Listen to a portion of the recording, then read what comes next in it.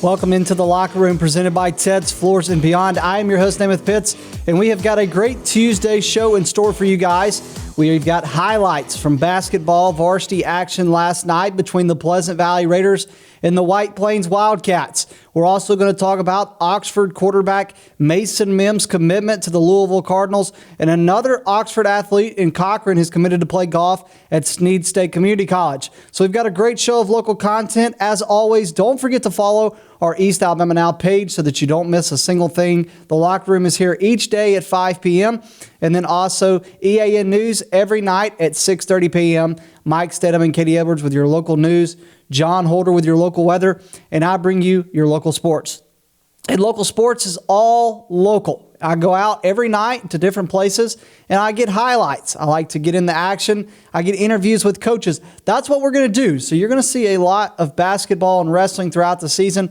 Most of our shows, really from this moment forward during the week, are going to be basketball highlights or wrestling highlights. You're going to see interviews with winning coaches from each night. A lot of stats. Now, our news is really where you can see the preview of the matchups, get scores from the night before. But the show is a lot of highlights, highlights, highlights. And speaking of highlights, you can't have highlights without someone that is willing to present those highlights. And we've got just the perfect person. And her name is Lindsay Barger. You see it right there, Lindsay Barger of Really Real Real Estate. Are you ready to buy or sell? Well, together with Lindsay Barger, we can help make your home dreams a reality. She specializes in home buying, selling, and investing. Whether you want to buy a personal home, buy land to build a dream home, sell a rental home, or just buy a home to flip and resell, Lindsay Barger is your friend through it all. She would love to guide you in the process. So call her today at 256-441-2389. Call her for all your real estate needs. And do not forget to like and follow her on Facebook and Instagram at lindsaybarger.realtor. Thank you to Lindsay Barger for being our highlight presenter right there. And speaking of highlights, less of me. Let's get right into the action. White Plains Wildcats and Pleasant Valley Raiders girls went head-to-head last night. And here we are at Pleasant Valley. Pleasant Valley hosting White Plains. Pleasant Valley Lily Robinson's mid-range shot is good, and that's how the action gets started. White Plains now on offense. Addison Bradley's layup is good, or her jumper, I should say. Also, happy birthday to Addison Bradley. She's one of my youth students on Wednesday nights. Today's her birthday. Happy birthday. Here's White Plains again. Cassidy Arnold's assist to Cooper Martin for the layup. Speaking of Cooper Martin, she would get in on the assist action right here to Abby Dickinson for the layup. And White Plains making it look easy. Speaking of Abby Dickinson, here she is with the layup to Anna Fouché for 2 more points. By the way, Anna Fouché, one of my youth students on Wednesday night as well. Got to watch a couple of my students last night. Here's Cooper Martin back to Abby Dickinson for another assist. Here's White Plains head coach Clay Sprayberry. You're going to hear from him in just a minute. Here's him talking to his team during a timeout as they lead Pleasant Valley. White Plains going to be on offense when we come back. Cooper Martin, nothing but net as she swishes in. And Pleasant Valley looking to get something going. And finally they get on board right here with a layup and making their way back down in transition. Look at the smile right here, guys. Look at that. A lot of excitement after the layup shot for the Raiders. Here's Cassidy Arnold. Her shot would be blocked by Lily Robinson. But White Plains, I was impressed by the way they continue to fight. They didn't give up on the play, and Brayden Moran puts it up for 2. Cooper Martin, we've said her name a couple times. She's going to come in right here. You see her bringing the ball up the court. She's going to dish it to Cassidy Arnold. And Cassidy Arnold's going to do the work. She puts it up, and White Plains continues to add to their lead. Coach Blake Muncher takes a timeout, and he's going to talk to his Pleasant Valley Raiders team, who is trailing by as much as 21 points at this time. So Pleasant Valley is trailing by 21 points. It seems as if this game is over, but it's really just getting started. Here comes the Raiders. Lainey Robinson going to get the ball dished down to her. Her layup is going to be good, and Pleasant Valley is going to go on a run. Watch the Raiders right here. Here comes Haley Lee next. There's Lainey Robinson. The Robinson twins, or sisters, I should say, did good. But here's Haley Lee. Her jumper is good for the Raiders, and one, as they would say. She's going to go to the free throw line. White Plains, though, is going to add. This time Martin dishes it in, and Brayden Moran's jumper right there is going to be good, or her mid-range shot, I should say, is going to be good. But here comes Pleasant Valley, back to back to back. Watch this. All right, we're going to start right here. Lainey Robinson moving the ball around. Here's Lily Robinson. Love the ball movement by Pleasant Valley as well. Dishing it back inside. Nothing there. Lee's going to dish it back out. It's going to go to Lily Robinson from 3.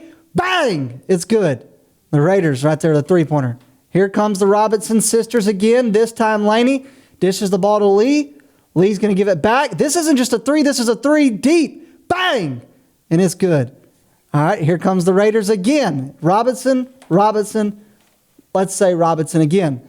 Lee bringing it down the court. Dishes it to Robinson. This isn't just an easy 3. This is a deep one. Bang, bang, bang. And that one is good. Look at the fiery fury. Laney Robinson from deep 3. The Robinsons have now got them inside 9. They trailed by as much as 21. It's now inside 9. They would actually get this lead as far down as 3 points. It was a 3-point game late. Cassidy Arnold's layup is good. White Plains girls would end up beating Pleasant Valley 57-52. What at one point was a 21-point lead for the Wildcats of White Plains would be trimmed down to 5. Got to give credit to Coach Blake Muncher's Pleasant Valley Raiders team. They continued to fight. And the Raiders did not give up. But Coach Clay Sprayberry's team would get the win. We caught up with Coach Sprayberry after the game where he evaluated his team's performance. All right. I thought the girls played hard tonight, played with a lot of heart. We got to work on being in the gap.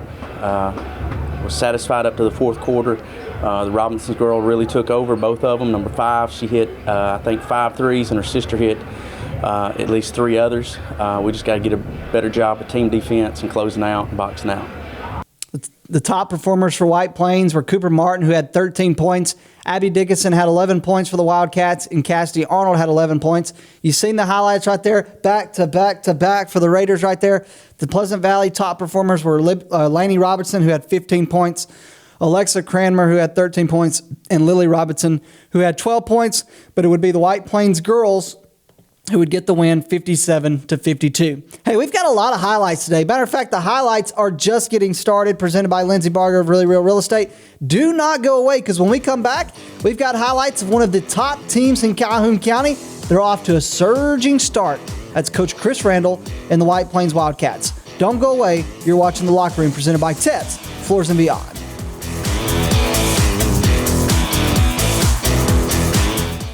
Ted's Floors and Beyond is excited to introduce our all-new outdoor living collection. Have you ever dreamed of elevating or even creating an outdoor living space, whether it be for grilling, lounging, playing, entertaining, or just winding down? Our quality tile and stone, combined with our expert craftsmanship, will no doubt create unforgettable outdoor moments with family and friends, while also enhancing the beauty and value of your home. Call us today.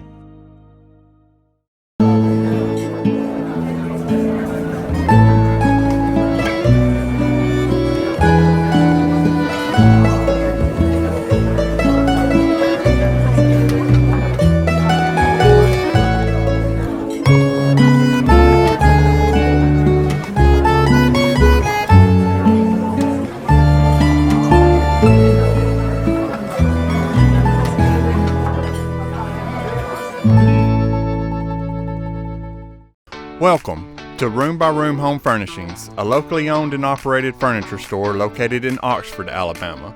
We've been serving Northeast Alabama and the surrounding area since 2007. We offer stylish and affordable new arrivals and all the top trends to help you get a cozy and homey atmosphere with hand-picked home furnishings and decor to fit anybody's style and budget with knowledge, personality, and good vibes. Let Room by Room in Oxford, Alabama help you score amazing deals and turn your house into a home.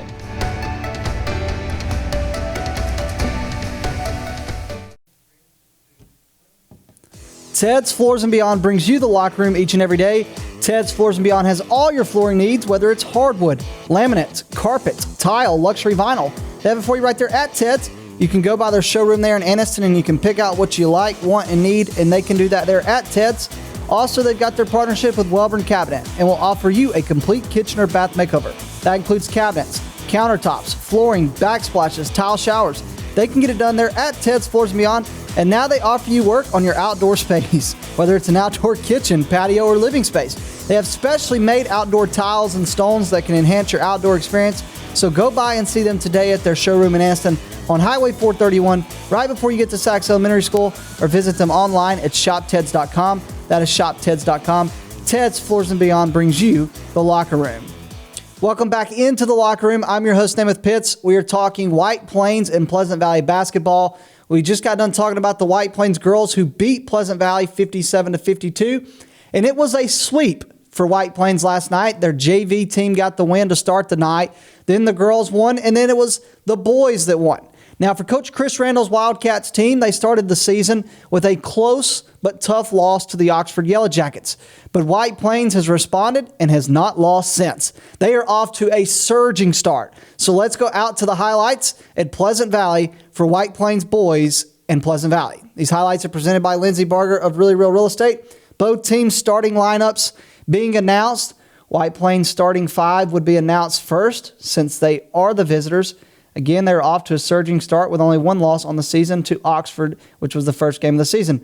For Pleasant Valley, their starting five would be announced next since they are the home team, and they're looking to figure out their identity. This was a young team a year ago, still found a way to play for an area championship, but somehow they still got a little younger. Still a really talented team for Coach Hood. All right, if I pronounced the name wrong, I'm sorry, but Gregory Lobby, I'm going to say, I may have got that wrong, but he gets things started for the Wildcats with a layup. White Plains on offense again. This time, good ball movement by White Plains, moving the ball around. And it's eventually going to end up in the hands of Carter Johnson at some point. Here it is right here. Carter Johnson on the inside. He's going to fight inside, and Carter Johnson's shot would fall. All right. White Plains, though, again, a lot of offense in the first quarter. Gregory Lobby, I'm probably saying that wrong. If I am, I'm sorry, but his layup would fall. He takes it to the rim, and it is good. Chris Randall coaching his Wildcats team. Again, they are off to an impressive start to the 2023-2024 season. Feels like he has as talented of a team as he's had. And we're going to say this name a lot this season, guys. Joshua Wheeler from three. Bang, baby. Whammy. Joshua Wheeler, such a smooth shot, by the way, but he is as talented of a player as you're going to find. He is going to play college basketball. That is Joshua Wheeler. Here's Pleasant Valley head coach Brad Hood looking to build off again last season, looking to build off a little bit of a young team. We've said Gregory Lobby's name a few times, or Lobby, either way. I know he's got a pretty shot, and here he is from three. He's going to pass the ball back. There he is. Bang! It's good. That's 7 for him in the first quarter, by the way. Great first quarter. White Plains would hold Pleasant Valley scoreless in the first quarter as they led 13-0 at the end of the first quarter. Pleasant Valley would have a better second quarter. Braxton Williams started things there with a free throw. This time, Hunter Sparks showing off some moves as he gets the shot to drop. And we're going to say a couple Pleasant Valley plays right here. Next, it's going to be Braxton Williams. Look at that. It's in. Contested layup is good to go. His glasses even came off. He had to put them back on. Here's Peyton Mann. His jumper is good for 2. And all of a sudden, Pleasant Valley getting some points going. White Plains trying to get a run going. And if I'm Pleasant Valley, why not go back to the rim with the guy that's had all the points so far? And that is Gregory Lobby. All right, this time, Pleasant Valley on offense. Bryce Freeman's jumper is good for Pleasant Valley. And we're going to make our way to halftime. But it was not as good of a second quarter as it was for the first. As you see Chris Randall look up at the scoreboard, trying to figure out why his team slowed down just a tad bit defensively. They outscored Pleasant Valley by 2, I believe, in the second quarter, but so they led by 15. But this time, Salster for Pleasant Valley, big man, you're going to see him. You can't miss him when he gets the ball. We're going to see a little ball movement from the Raiders right here. Salster's going to end up with the ball. Salster is going to dish it inside to Bryce Freeman. And a lot of ball movement from the Raiders. Again, here's Salster. He's going to dish it to Bryce Freeman. His jumper would fall, and that is going to be good for the Raiders. This time, Cash Pritchett, contested shot is good for the Wildcats. They're going to get some scoring from some guys that you may not hear as much about. This guy right here, though, is going to be a good player. That is Coleman Ray. We interviewed him earlier this year. Coleman Ray's layup is good, and the Wildcats execute points off of turnover. And the final highlight of the night from Lindsay Barger is going to be a dished assist right here to Harper Hall from 3. Bang! And it is good. And that would be it. White Plains would beat Pleasant Valley 59-26 as Chris Randall's team gets another win on the season. They're off to a surging start. They're getting ready to continue to try to continue this throughout the season as they get into area play. Everybody knows very good good area for them. Jacksonville is a tough team. I believe they've got Hanley right there as well. So certainly not an easy area for Coach Chris Randall's team Now for White Plains last night, again, they shut out Pleasant Valley in the first quarter after leading 13-0. White Plains would rout Pleasant Valley to continue their surging start, and the top performers for them, where we said his name a couple times, Paul Labby with 17 points. Josh Wheeler had 10 points. Carter Johnson had 10 points, and Coleman Ray had 7 points.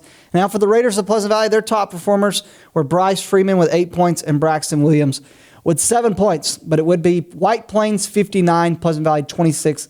That would be the final score. And that was our highlights from yesterday at Pleasant Valley, where we covered basketball action. And we're going to continue to have that throughout the season. So Chris Randall's team gets the win last night. Those are the highlights. And I'm going to take a break. And when we come back, we're going to continue. Oh, pardon me. I need to apologize. Actually, we talked with Chris Randall after the game. I was about to go to break, and then I remembered Chris Randall. So we didn't shoot the ball very well, and that probably had something to do with Pleasant Valley's defense. But we take pride in what we do on our end as well. So, I felt like the first quarter we were really, really good defensively. We contested every single shot they took and got a lot of deflections. Even though it didn't convert into points, I think it kind of set the tone for the game. So to hold a team in the 20s on the road, you got to be proud of the way the guys kept the ball in front of them, communicated, and I thought we did a pretty good job on the glass as well. We can't go to the break without hearing Coach Chris Randall talk about his team's performance.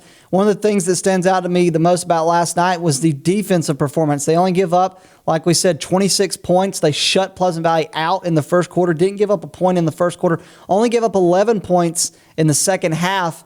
So I asked Coach Chris Randall to talk more about his defense. It was a team effort. We talk about some nights the ball won't go in. You can shoot it, and it rolls around, and won't go in.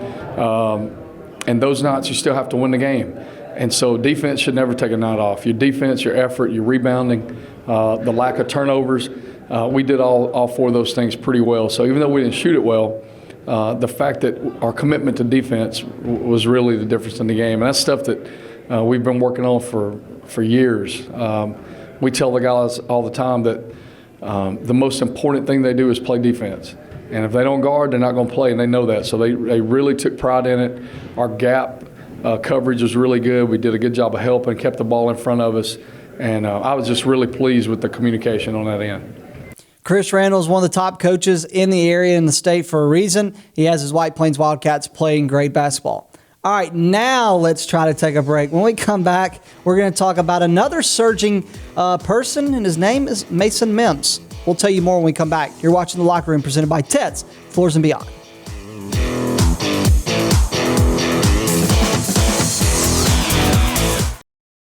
Ted's Floors and Beyond is excited to introduce our all-new outdoor living collection. Have you ever dreamed of elevating or even creating an outdoor living space, whether it be for grilling, lounging, playing, entertaining, or just winding down?